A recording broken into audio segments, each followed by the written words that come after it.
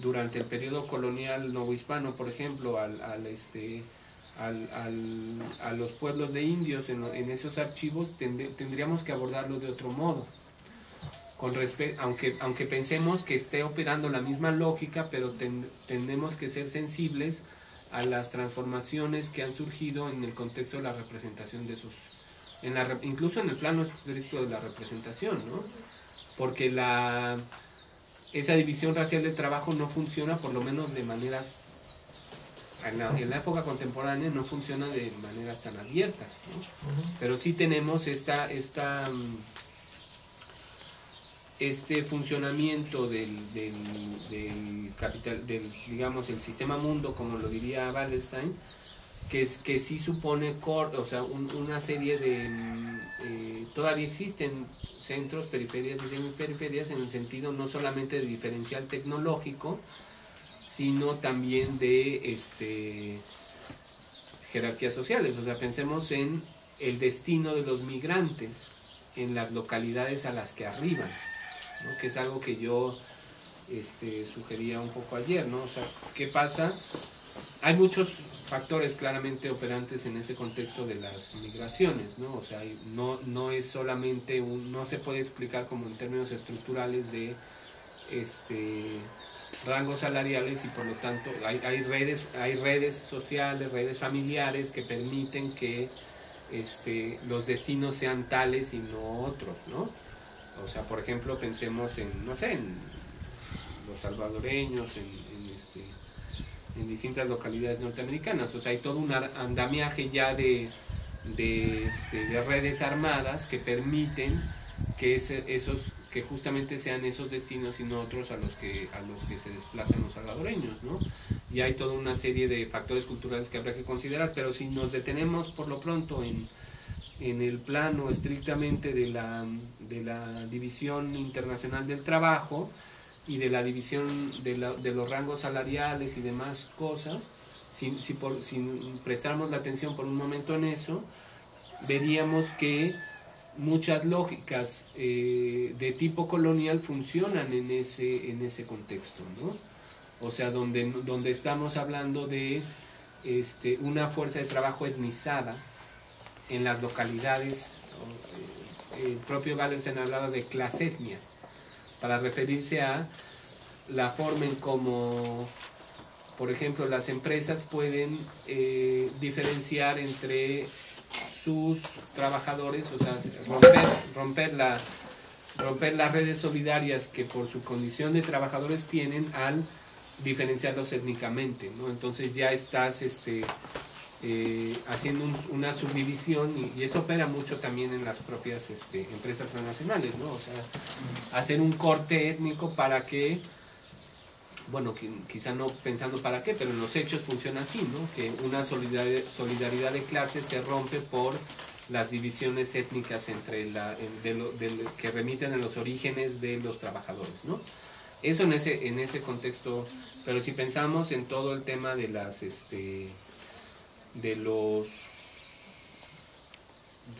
los trabajos en el área de servicios, en el área de la limpieza, etcétera, ¿no? Que en buena medida están etnizados en las localidades metropolitanas a donde acceden esa fuerza de trabajo expulsada cuando lo logran, ¿no? Porque también es un tema, ¿no? Entonces hay una expectativa de modificar la condición de origen, y esto se puede cumplir o no. O sea, o en muchos casos no. Yo tengo una pregunta. Sí. Digamos, ¿cómo tú verías en este plano de la representación, un poco regresando otra vez a ese plano, esta relación de modificación, o esta modificación de relaciones de poder que han tenido movimientos como el zapatismo, ¿no? Específicamente en este caso paradigmático, digamos, de este vocero en una primera parte, que es Marcos, ¿no? Que se asume en una postura desde una identidad indígena, siendo mestizo. ¿Cómo lo ves tú, digamos, ese juego de representaciones que hay entre estas estructuras de dominación y lo subalterno? Sí, bueno, sí, en ese caso específico yo creo que habría mucho que rascarle, habría mucho que rascarle, porque efectivamente hay una... Sí, porque hay toda una... son estrategias de representación intencionales en ese contexto. O sea, por ejemplo, pensemos en, si me estás mencionando a Marcos, pensemos en toda su formación en la tradición de la teoría althuseriana de la ideología, ¿no? Donde ahí hay una serie de referentes que nos hablan sobre qué es un aparato ideológico, qué es un aparato ideológico de Estado, cómo se puede incidir en ese espacio ideológico que no es para Althusser lo ideológico es material, tiene una dimensión, ahí hay un juego entre el aparato ideológico y el aparato represivo, ¿no? Pero también para Althusser no es que los aparatos estén como en la subjetividad, ¿no? Sino tienen una dimensión material, ¿no? Crean rituales, nos dice Althusser, ¿no? Entonces yo creo que fue muy clara ese tipo de antecedentes, ¿no? En el caso específico de Marcos, como hay una serie de prácticas de representación, pero que tratan de ser intencionalmente bajo distintas modalidades, porque no es solamente la textual, ¿no? Pero que pretenden ser disruptivas, ¿no? O sea, que pretenden incidir en un campo ideológico donde y hay que ver esos primeros días posteriores a la Revolución Zapatista como él es muy hábil para cambiar el discurso en pocos días, que eso se ha dicho mucho, ¿no? De cómo desde la primera, o sea, cómo ya hay un cambio entre la primera y la segunda declaración, como va midiendo como los impactos de la rebelión, cómo puede ser, cómo tienen que modificar el discurso, porque una rebelión bajo las coordenadas discursivas iniciales pues no va a generar no va a generar solidaridad, ¿no? Entonces un poco va midiendo como aparte un poco es cómo a partir de ciertos indicios tú puedes generar una estrategia de representación y de intervención política, ¿no? O sea, ciertos indicios sobre cómo estás viendo que está respondiendo el campo social a tus intervenciones políticas, ¿no? Pero en ese caso son en el plano de la representación y del discurso, cómo ves y haces vuelves a hacer una estrategia a partir de lo que viste, el efecto que tuviste, ¿no? Poco yo creo que por ahí va una parte de lo que ocurrió al principio, y bueno, pues es una historia larga porque ya eso fue en el 94. Entonces, yo lo que veo ahí es que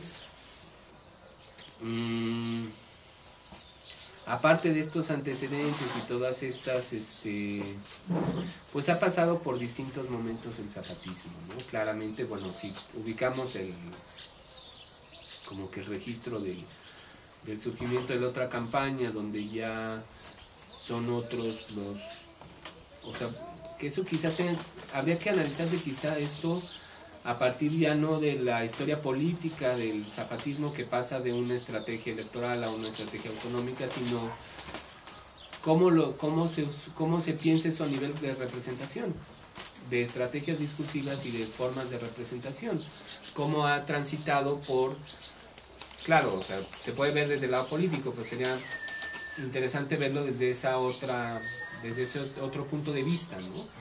Cómo las estrategias de representación se han modificado a partir del campo de fuerzas, cómo se ha modificado radicalmente. Yo pienso, bueno, pues, o sea, el zapatismo sí implica pues ahora sí implica esto de la desconexión, de lo que hablábamos en ese primer día, o sea, sí implica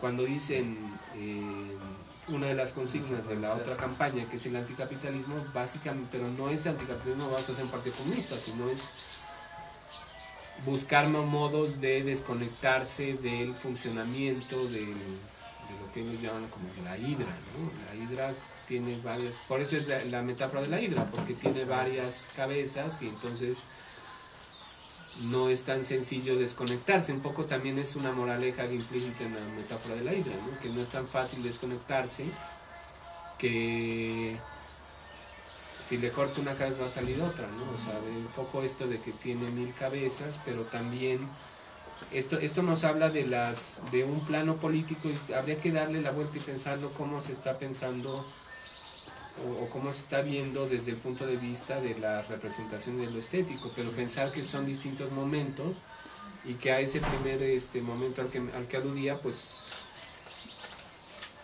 ya incluso es difícil pensarlo en una continuidad, ¿no? O sea, yo siento que ahí hay mucho que buscarle en términos de, por ejemplo, y con esto concluyo con esto, si pensamos en una estrategia de desconexión, eso tiene que tener implicaciones en el tipo de resultados de la actividad social, o sea, de productos o de artefactos o de lo que sea, ¿no?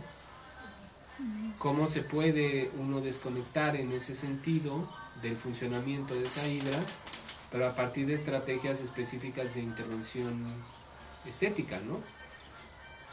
Que pueden ser múltiples esas modalidades de respuesta, de resignificación o parodia, o puede ser una parodia del funcionamiento de esa hidra, ¿no? O una especie de mímesis pero defectiva, o no sé, como que habría mucho que pensar ahí sobre qué implica bajo esas coordenadas, o sea, si las pensamos, cómo situar las formas de desconexión, pero en términos de los resultados de la actividad social, ¿no? O sea, ¿cómo lo están pensando ellos, ¿no? También sería interesante darle la vuelta y pensar cómo, porque a veces pareciera que son como intervenciones muy puntuales, y con una temporalidad distinta que al calendario político nacional, entonces habría mucho que pensar ahí, ¿no? Sí, no. A mí no sé, otra vez van así como todo, pues por otra vez, el por qué me lleva esta parte donde abriste la pregunta con eso responde a otros intereses, ¿no? O sea, el interés, ¿no? Como esta pregunta del por qué nada más, ¿no? No sé, como que puedo asociarlas o una me lleva a la otra o algo así. Y ya, nomás. Pero ¿cómo fue el interés? Ya olvidé. No. El interés tenía que ver con lo que mencionabas anteriormente, que decías, bueno, ¿desde dónde? Ajá, sí, creo que... Porque una representación y cómo... ¿Qué interés tienes en hacer una representación? Ajá. Y yo nada más insistí en que bajo ciertos contextos y en cierto momento, aunque yo tenga interés de que un mensaje mío tenga resonancia, pues no porque yo tenga ese interés va a tener efectivamente esa resonancia. O sea, que hay esas condiciones que me rebasan y que tiene que ver con la sintonía del campo social a ese mensaje. Un mensaje puede estar desajustado con lo que está ocurriendo socialmente y no era su momento, no era el momento de realizar un mensaje, de emitir cierto tipo de mensajes, ¿no? Entonces, por eso te digo que aunque tenga uno el interés, aunque a mí me esté llamando esta zona determinada, me está llamando como para plantearlo de cierto modo, pero también dependerá de su momento, si es su momento, si es su contexto, como que qué réplicas o resonancias puede tener un mensaje, eso depende mucho, eso me rebasa. Aunque pueda yo hacer el mensaje de todos modos, ¿no? O emitir o hacer la pieza de todos modos, ¿no? Y un poco creo que por ahí, ¿no? En ese sentido han sido como muy precisos los zapatistas, como decías, ¿no? Como a veces como con puntos muy precisos donde, por ejemplo, no sé, la marcha del 21 de diciembre del 2012, ¿no? Que se aparece en la marcha del silencio, totalmente callados, y caminan, no sé, por varios municipios 80,000 indígenas, ¿no? Vamos a esperar el regreso de los mayas, ¿no? Por ejemplo, este tipo de estrategias que también tienen como un cierto encanto a partir de entender como el presente y cómo funcionan estas formas del presente un tanto espectaculares, ¿no? Como jugar un poco con de una forma dialéctica con la realidad, pero remitiendo a ciertos orígenes también primitivos. Es muy interesante como esta mezcla, ¿no? De jugar con distintos tiempos, ¿no? De distintos tiempos, exacto. Incluso la cuestión un tanto, digamos, del pasamontañas, de diluir un tanto la identidad, ¿no? Como este gesto de no tener un rostro, sino como de modificar esta idea de un tanto hasta incluso de la identidad, de lo identitario, posibilitando a la vez múltiples identidades, ¿no? Un poco eso. Sí, yo creo que ahí había mucho que ubicar en términos de las estéticas que ellos han... Yo recuerdo hace mucho que había una investigación sobre las estampillas. Las estampillas que produjeron las comunidades en los primeros años del zapatismo, ¿no? Que Cristina Ijar hizo una investigación sobre eso, ¿no? Sobre esas piezas que circulaban, pero que eran como, o sea, como que cuál era su contenido estético y con cuál era cómo circulaban, también muy interesante eso, ¿no? Y cómo eso... ¿Estampas? Son como boletos para tener comida. Sí, hubo una investigación sobre eso, yo recuerdo hace tiempo, ¿no? Entonces también, pero es un terreno que no se ha explorado tanto, ¿no? De las prácticas representacionales, no tanto sobre hacer una discusión política, sobre eso, ¿no? Habría mucho que buscar. Ahí también como que hay que también troncarlo, o sea, nada sale de la nada, por mucho que se intente como retomar identidades pues anteriores, ¿no? a la conquista y demás, es muy difícil, yo creo que imposible, interpretar un fenómeno como el zapatismo sin insertarlo en tendencias mucho mayores como puede ser la potenciación a partir de determinadas décadas de los conflictos asimétricos y todo lo que implica pues, la teoría de la insurgencia, incluso de grupos terroristas con prácticas asimétricas, es decir, el uso de diluir la identidad lo tenemos sobre todo a partir de los 50, sobre todo a partir de se produce una especie de despegue en los medios de comunicación y un despegue como en tácticas y estrategias de índole puramente político-militar, que hace que de repente pues se vea un factor que te permite los medios de comunicación, si no es imposible, un factor de que un sujeto con un pasamontañas que llega pues viralmente a determinado ámbito parece que sean 20.000 detrás, ¿no? Quiero decir que es muy difícil poder producir esa disociación, aunque luego tú a esos resortes como estructurales, esas tendencias, tú le des una narrativa entroncada por la realidad mexicana, y en ese caso sí que se ve una particularidad muy específica como fue el zapatismo, en una perspectiva un poco mayor sí que se ve como el zapatismo como una parte muy particular de un fenómeno con muchísimo más amplio que más amplio que encima y que a su vez ha supuesto como un ejemplo exitoso, o sea, porque por ejemplo el hecho de que o sea, esa capacidad como de adaptación, de empezar como un conflicto armado pero darse cuenta enseguida que es mejor el potencial simbólico, eso ha tenido luego una fertilidad increíble. Por ejemplo, pues el hecho de que, por ejemplo, del concepto de toma la plaza, tomar una plaza y a partir de ahí pues llamar a los medios de comunicación, es decir, ganar simbólicamente simplemente un lugar, y que eso es que hizo la revolución en Tahrir, en Egipto, o sea, un 5% de la población. Quiero decir, hay que como, yo creo que está bien, la verdad, lo que tú dices, que da muchísimo aún por ver cómo investigar o no, pero creo que nos puede como dar una imagen del peso de qué se ha aportado verdaderamente aquí y cuál ha sido una variante de algo mucho más amplio, verlo en esos términos, porque sí que o sea, la variante zapatista de uso de las nuevas tecnologías, ¿cómo se dice? De lo que se dice el enjambramiento, que es tomar un lugar y a partir de ese lugar como aprovechar, que es típico de la guerrilla, es una adaptación de la guerrilla, de golpea un punto y escóndete, ¿no?